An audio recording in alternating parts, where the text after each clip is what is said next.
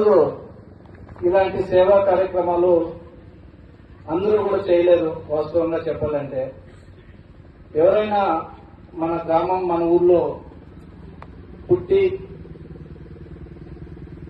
బయట స్థిరపడి సమాజం గురించి పేద ధనిక అనే సమాజం గురించి ఆలోచించే 100 మందికి 1000 మందికి ఒకరో ఇద్దరు మాత్రమే ఇలాంటి సేవా కార్యక్రమాలు చేస్తారు. వాటిలో మన రాజాబాబు వాళ్ళ మిత్రులందరూ కూడా మనం మనస్ఫూర్తిగా వాళ్ళ ధన్యవాదాలు కూడా తెలుపుకోవాలా.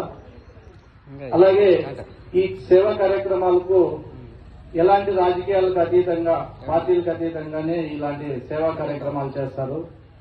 వారు పిలిచిన వెంటనే వైదేహి హాస్పిటల్ నుంచి మన డాక్టర్లు అందరూ కూడా వారి వారి డిపార్ట్మెంట్ అంటే క్యాన్సర్ కి సంబంధించింది, రేడియాలజీకి సంబంధించినది,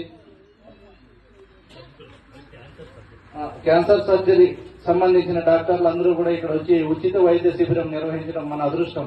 వాస్తవంగా ఫస్ట్ మన మండలంలో బహుశా మన తుమ్మరకుంటలోనే నిర్వహిస్తున్నారు.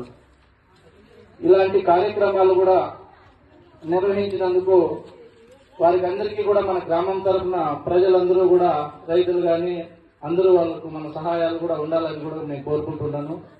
ఇది కేవలము ప్రజా సర్వీస్ మాత్రమే ఆ సేవా సమితి వాళ్ళు చేస్తా ఉండదు.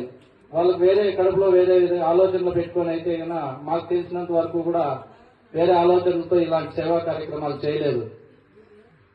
మన గ్రామంలో పుట్టి మన ఊరికి ఏం చేసినాం, ఈరోజు ఇక్కడ వచ్చిన 100 మందో 50 మందో కూడా మాట ఎవరిని కూడా కలుసుకోరు. కేవలం ఈ యంగ్ ఇండియా సేవా సమితి వారే సభ్యులను రాజాబాబుని ఇంత ప్రోగ్రాం చేసి మాకు వేల రూపాయలతో కూడిన టెస్టులన్నీ ఇక్కడ ఫ్రీగా చేయించినారు అని చెప్పేసి వాళ్ళతోనే గౌరవంగా అనుకుంటారు.